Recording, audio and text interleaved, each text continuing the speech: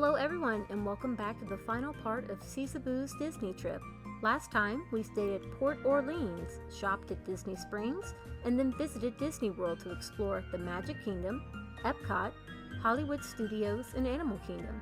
It was my first time visiting Animal Kingdom and Hollywood Studios, and I had a wonderful time.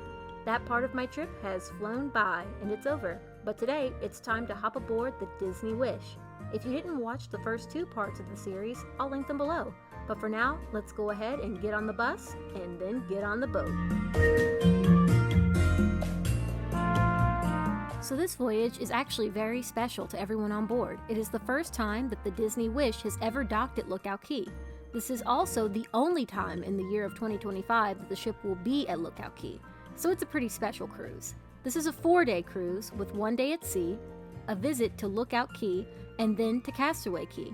I originally had a cruise booked for November, but when I saw this special sailing, I knew I had to be on board.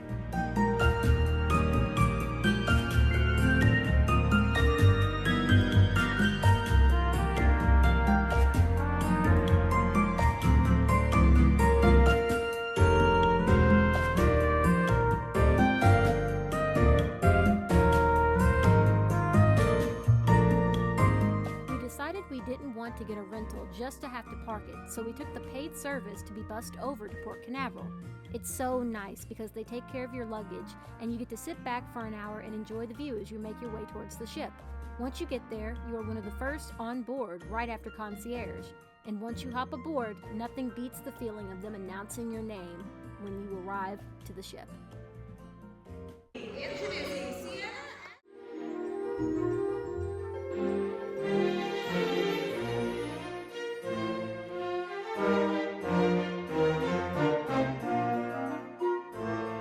After a small opening ceremony, we decided to check out the Hyperspace Lounge and the Bayou from Princess and the Frog.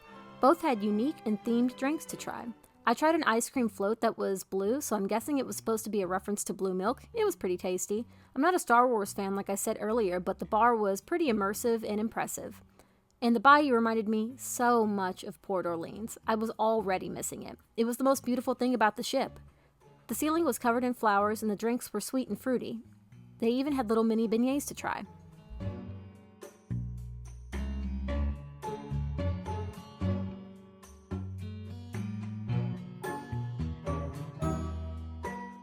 It wasn't too long before our room was ready, and we walked inside to find our gifts for becoming silver members, and maybe a little gift for myself. Okay, a big gift. I bought myself a Disney Cruise pool speaker that lights up and actually floats on water. It was a little expensive, but it was totally worth it.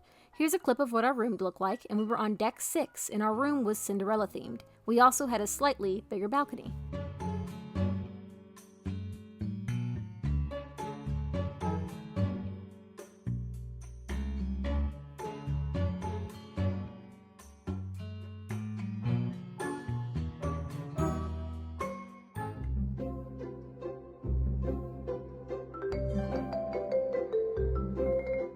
After doing the muster drill, it was time to grab a bite to eat at Marceline's Market, where I had a plate of crab legs, salmon, and some fries. I was pretty impressed.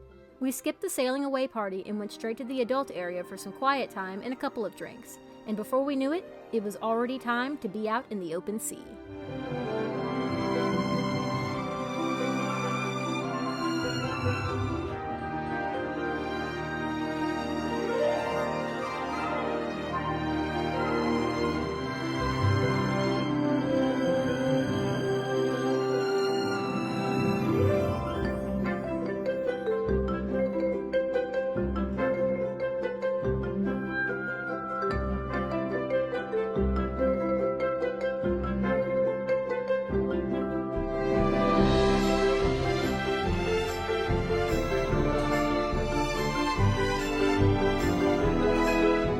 The ship was so different from the Dream, and a lot of people prefer the older ships.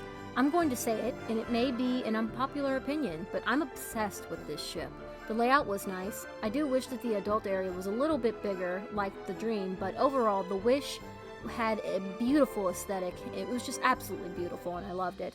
A lot of our time on the first day was spent on the deck and taking in the view of the ocean.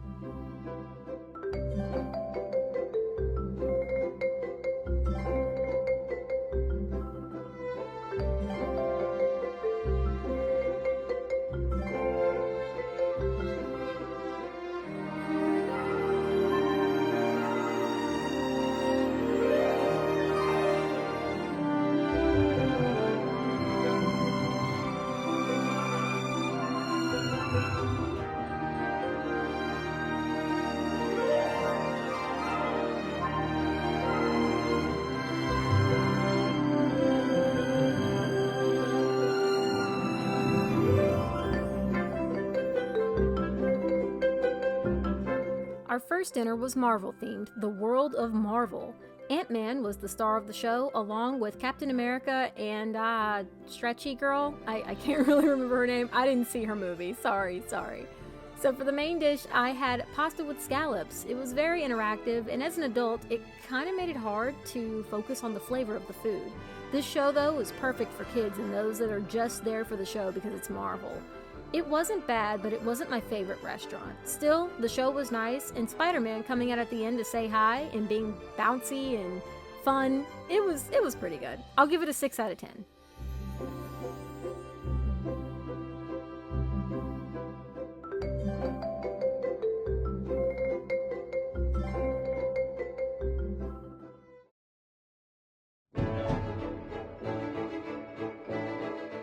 Day 2 was the day at sea, and honestly, not much was going on, but that's the exact way that I wanted it.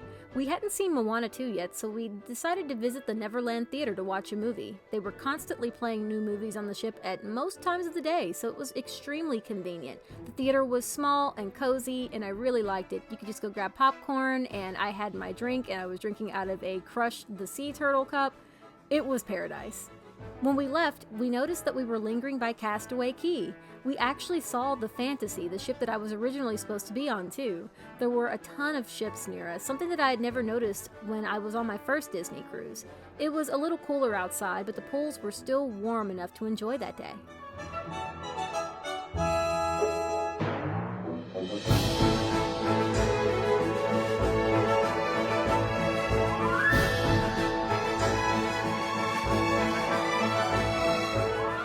One thing I really like about cruising with Disney is that you can pretty much make the day as busy or as chill as you want it to be.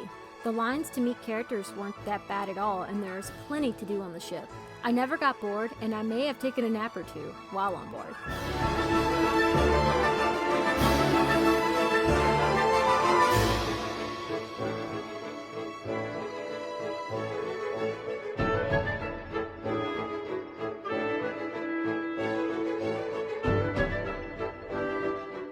Arendelle was next, and I'm not the biggest Frozen fan, but I actually really liked the food. I mean, just look at it. I really stuffed myself, and I ate the most at this restaurant. The theming was nice, better than Marvel in my opinion. Although it had the same problem, they did take breaks in between so that you could enjoy the food.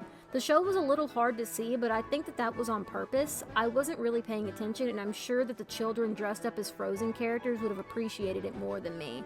I have to say, though, it was hard to see. I hope that, as an adult, that everyone would be able to see the show, So I'm going to go ahead and rate Arendelle an 8 out of 10. I would definitely probably eat here again if I went on another Disney cruise.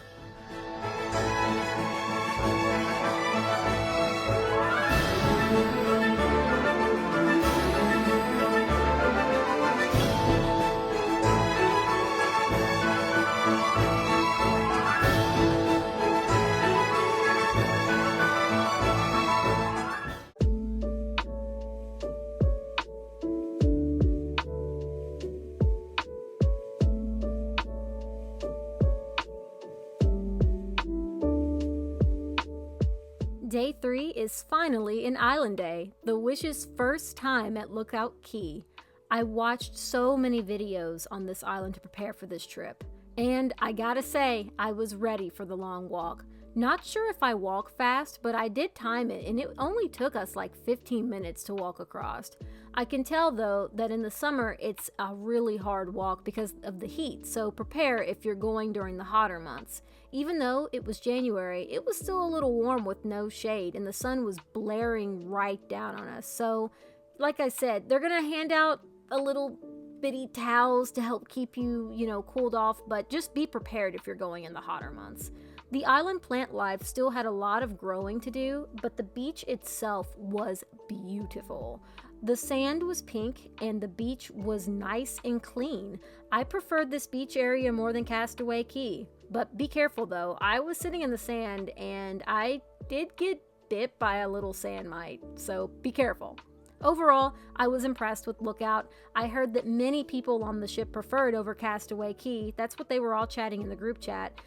It's an island that still has a lot of growing to do, but it's gonna get there. I have a feeling that it will. I'll never forget my visit there, especially me seeing the curled-tailed lizard for the first time.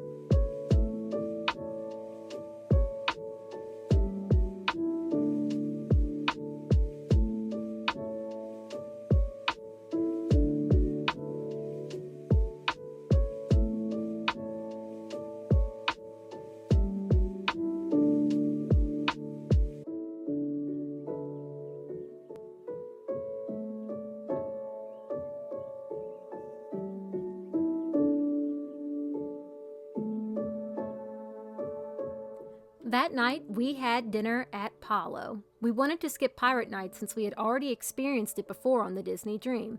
My food was good. We decided to go with the 4-course meal at Palo. I would only recommend this if you're a big eater. My partner was able to finish his food, but me, I struggled a lot. I had some salmon, but honestly, this may shock some people, but the salmon I had at Marceline's Market was better. However, the calamari was amazing, and so was my dessert that I had. I mean, look, there was even a little presentation and everything with it. Unfortunately, by the time I reached the dessert, though, I was really full, and I couldn't really enjoy it as much as I should have. The decor of Palo was also magical, and at one point, me and my partner were the only ones in the room. It was extremely romantic, and the next time I'd eat there, I would love to try it again for brunch. I've heard it's hard to get in, so if you're like me and you want to go, make sure that you get in as soon as you possibly can with that reservation. If not, you may miss out.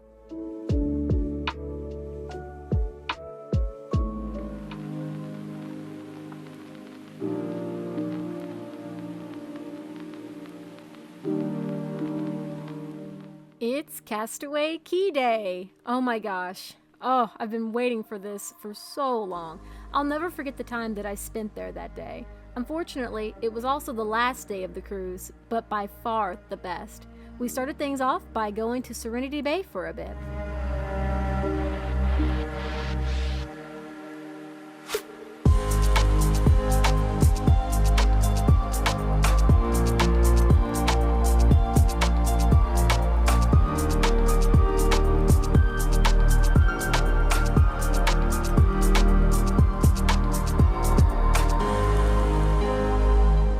So somehow I worked up the courage to go parasailing. Yay!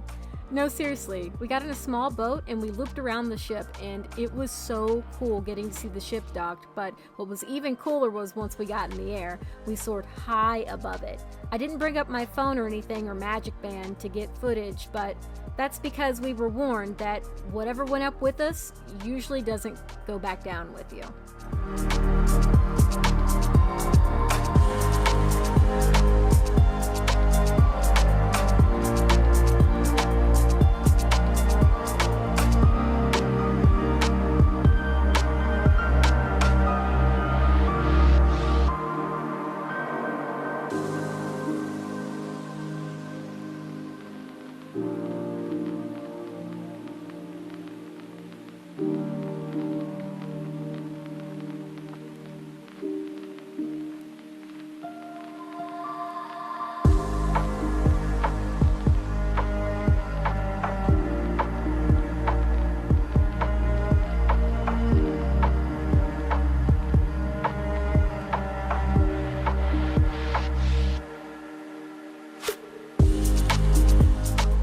this is something that I've wanted to bring up since the beginning of the series, but I've kind of kept it a secret. Over at Pelican's Point, my partner did something so special. We have a picture of us with the ship in the background, and it's my favorite picture of us together from my birthday cruise. Well, he decided to propose to me in that same spot. My channel would be nothing without his support, so I thought that I would share this special moment with you all and announce my engagement.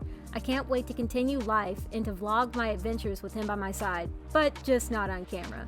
He's a little camera shy, but he helps me with so much on my channel and is my biggest supporter, and I am so grateful.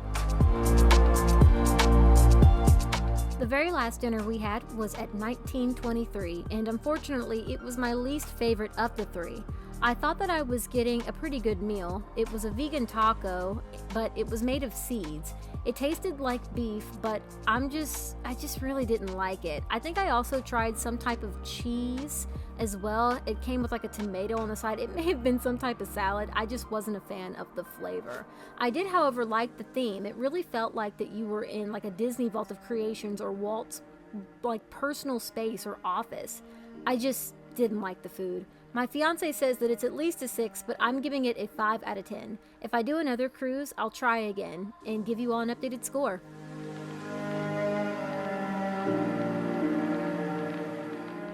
Alright everyone, and that is going to be all for Seasaboo's Disney trip. What an adventure we had. Disney Springs, Magic Kingdom, Animal Kingdom, Epcot, Hollywood Studios, and a 4-day Disney cruise. That was a lot. It was actually a lot shorter than my last series too, but I seriously want to thank every single one of you for the support. My channel would be nothing without you. If you want to see more Disney trip videos or you want to enjoy my Pokemon content that I usually do, please be sure to subscribe to the channel and like the video. Once again, thank you all so much. I hope that you enjoyed the series, and I'll catch you next time. Until then, peace out. Bye.